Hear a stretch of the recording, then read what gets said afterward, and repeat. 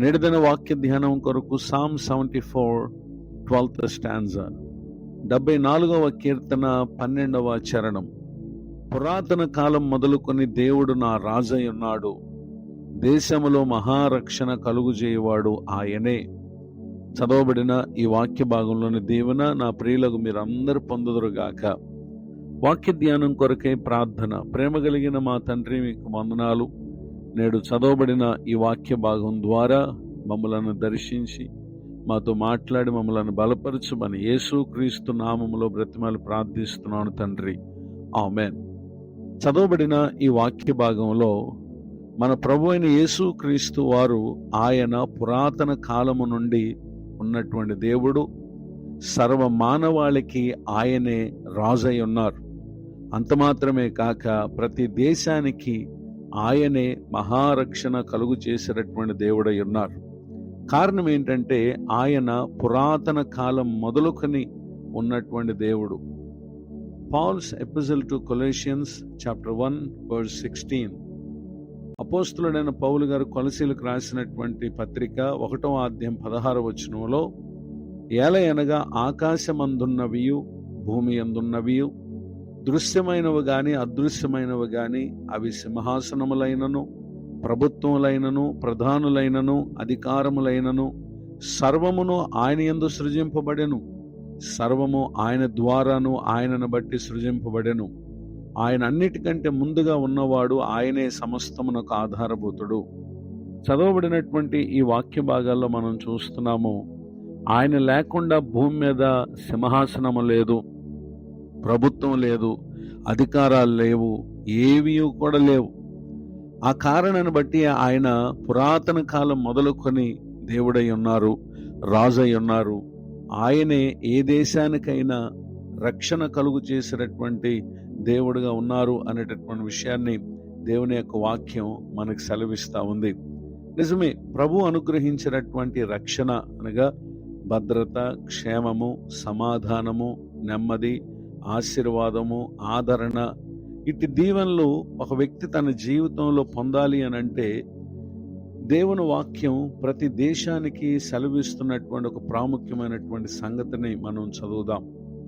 Psalms 85 9th stanza, 85వ కీర్తన 9వ చరణం. మన దేశములో మహిమ నివసించున్నట్లు ఆయన రక్షణ ఆయనకు భయపడు వారికి సమీపముగా ఉన్నది. గొప్ప రక్షణ కలుగు చేసేది ఆయనే. ప్రకృతి విపత్తుల నుండి అయినా, భూ సంబంధమైన చీకటి అంధకార శక్తుల నుండి అయినా నిశ్చయముగా కాపాడగలిగింది మన ప్రభు అయిన యేసుక్రీస్తు వారు మాత్రమే. ఆయన అనుగ్రహించి రక్షణ ఏ దేశం పొందాలన్నా ప్రతి దేశము దేవునికి భయపడేదిగా ఉన్నప్పుడు, ఆయనకు భయపడేటటువంటి వారికి దేవుడు నిశ్చయముగా తన రక్షణను ఆయన అనుగ్రహించటానికి సిద్ధంగా ఉన్నటువంటి దేవుడిగా ఉన్నారు అనేటటువంటి విషయాన్ని దేవుని యొక్క వాక్యం మనకు సెలవిస్తూ ఉంది. పరిశుద్ధ గ్రంథంలో రాయబడినటువంటి ఒక సంఘటనను మనం పరిశీలన చేసినట్లయితే 1 Samuel chapter 7:10. మొదటి సమూయేలు గ్రంథం 7వ అధ్యాయము 10వ వచనంలో రాయబడిన 2వ వాక్య భాగాన్ని చదువుకుందాం. అయితే యెహోవా దినమున ఫిలిష్తీయుల మీద మెండుగా ఉరుములు ఉరిమించి వారిని తారుమారు చేయగా వారు ఇశ్రాయేలీయుల చేత ఓడిపోయిరి. చదవబడిన ఈ వాక్య భాగంలో ఇశ్రాయేలీయులు, ఫిలిష్తీయులు అనేటటువంటి 2 దేశముల వారిని ఇక్కడ మనం చూస్తూ ఉన్నాం. అయితే ఇశ్రాయేలీయులు తమ పితరులు ప్రభువును అంగీకరించినటువంటి కారణం, విశ్వాసం ఉంచినటువంటి కారణం, వీరు దేవుని ప్రజలై ఉన్నారు. అయినను ఆయనను అనుసరించట్లో వెనుకబడినటువంటి పరిస్థితిలో ఉన్నారు అప్పటి సమయానికి. ఫిలిష్తీయులు ఎంతమాత్రము దేవునికి భయపడని వ్యక్తులు. తమ కొరకై వ్యర్థమైనటువంటి దైవములను ఏర్పాటు చేసుకుని దేవుని విసర్జించి జీవించుచున్నటువంటి జనులు. ఈ ఫిలిష్తీయులు ఇశ్రాయేల్ మీద యుద్ధం చేయటానికి వారు సిద్ధపడుతున్నటువంటి సమయంలో ఇశ్రాయేలీయులు అప్పటికి ప్రభువును అనుసరించడంలో వెనుకబడినటువంటి వీరు తమ మీదకు రాబోతున్నటువంటి ఫిలిష్తీయుల విషయమై వారు కలవరపడి ప్రభువును అనుసరించాలి అనేటటువంటి ఆలోచనతో వారు దుఃఖించుచు ఉండగా అప్పటికి వారి మధ్య ఉన్నటువంటి దైవజనుడైన సమూయేలు గారు ఇశ్రాయేల్ అందరితో చెప్పినటువంటి మాట ఏంటంటే, మీ పూర్ణ హృదయముతో యెహోవా యొద్దకు మీరు మళ్ళుకోవాలి. దైవములు కాని వాటిని మీరు మీ మధ్య పెట్టుకున్నారు గనుక వాటిని మీరు తీసివేయాలి. పట్టుదల కలిగి మీరు యెహోవా తట్టు మీ హృదయములను త్రిప్పాలి, ఆయనను సేవించాలి. అప్పుడు ఆయన మీకు రక్షణ కలుగు చేస్తారు అనేటటువంటి విషయాన్ని తెలియచేయగా, వారు సమూయేలు గారు చెప్పిన మాట చొప్పున ప్రభు తట్టు తిరిగారు. సమూయేలు గారు తెలియపరిచిన మిస్పాకు వచ్చారు. అక్కడ వారు ప్రభు సన్నిధిని తమ హృదయములను కుమ్మరించారు. యెహోవా దృష్టికి మేము పాపాత్ములమని వారు ఒప్పుకున్నారు.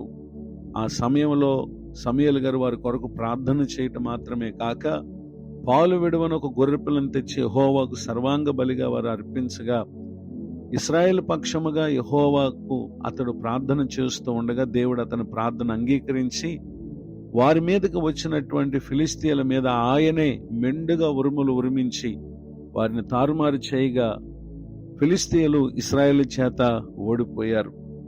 ఈ మాటలు వింటున్నటువంటి నా ప్రియ సహోదరి సహోదరులు, దేవుడే ప్రజలకు మహారక్షణ కలుగు చేస్తారు. భూమి మీద ఆయనను అంగీకరించని వ్యక్తుల వలన కలిగే శ్రమలు, శోధనలు ఎన్నో ఏ దేశానికైనా రావచ్చు. కానీ ఒక దేశం ప్రభు తట్టు తిరిగినప్పుడు ఆ దేశాల మీదకు వచ్చేటటువంటి విపత్తులన్నిటి నుంచి ప్రభు వారు సహాయం చేస్తారు. ఆశ్చర్యకరమైన సహాయమును దేవుడు వారికి జరిగించారు అని చెప్పి వారు చేసినటువంటి పని ఏంటంటే, ఒక రాయి తీసి మిస్పాకు షేనుకు మధ్య దాన్ని నిలిపి, ఇంతవరకు యెహోవా మనకు సహాయం చేసినని చెప్పి దానికి ఎబెనేజర్ అనే పేరును వారు పెట్టుటను క్రింది వచనాలు మనం చూడగలం.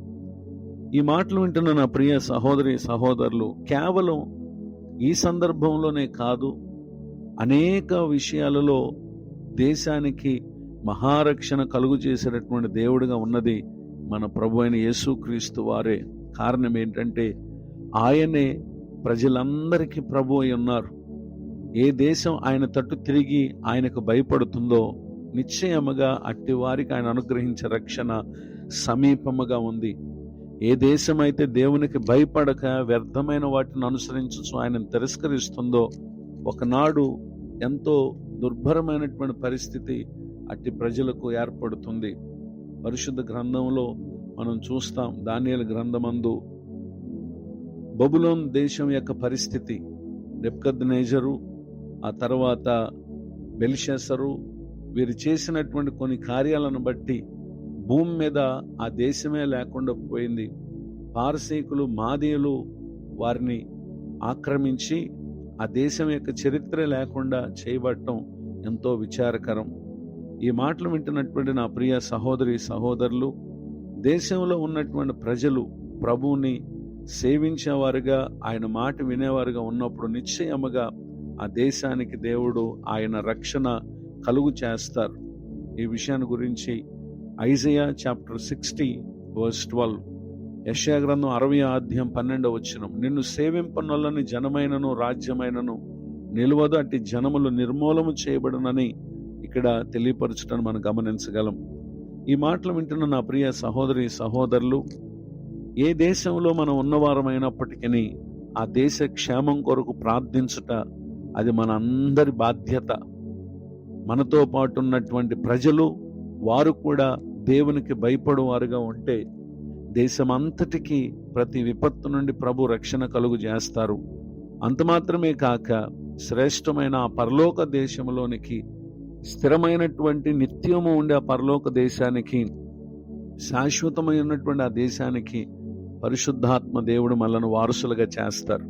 ఇటు దీవెనలకు పాత్రులగునట్లుగా ఏ దేశంలో మనం ఉన్నప్పటికీ దేవునికి భయపడే వ్యక్తులుగా, దేవునికి భయపడే కుటుంబముగా మనం ఉండటానికి ఇష్టపడదాం. నిశ్చయంగా ఆయన కలుగు చేసే రక్షణలో ప్రతి ఒక్కరు కూడా పాలువారు కాగలరని కోరుతూ ఈ మాటలు ముగిస్తున్నాను. ప్రార్థన. ప్రేమ కలిగిన మా తండ్రి, మీకు వందనాలు. నేడు విన్న ఈ మాటల ద్వారా మేము, మా కుటుంబం, మా దేశంతో అనేక దేశాలు నిశ్చయముగా మీరు అనుగ్రహించే రక్షణ పొందటానికి, విన్న వాక్య ప్రకారంగా మేము ప్రవర్తించడానికి సహాయం చేయండి. దైవజనులను, వారి కుటుంబాన్ని, సేవా పరిచయను దీవించండి. మరి యొక్క నూతన సంవత్సర దయా కిరీటాన్ని పొందిన మా ప్రియులను ఆశీర్వదించండి. ప్రతి ఒక్కరిపై మీరు దృష్టి నిలిపి ఉన్న దేవుడు గనుక నిశ్చయముగా ఒక దినమున మీరు జయమనుగ్రహించబోతున్నందుకు వందనాలు తెలియజేస్తూ యేసుక్రీస్తు నామములో ప్రార్థిస్తున్నాను తండ్రి, ఆమెన్. తండ్రి, కుమార, పరిశుద్ధ ఆత్మ దేవుడితోడు నడిపించునుగాక, ఆమెన్.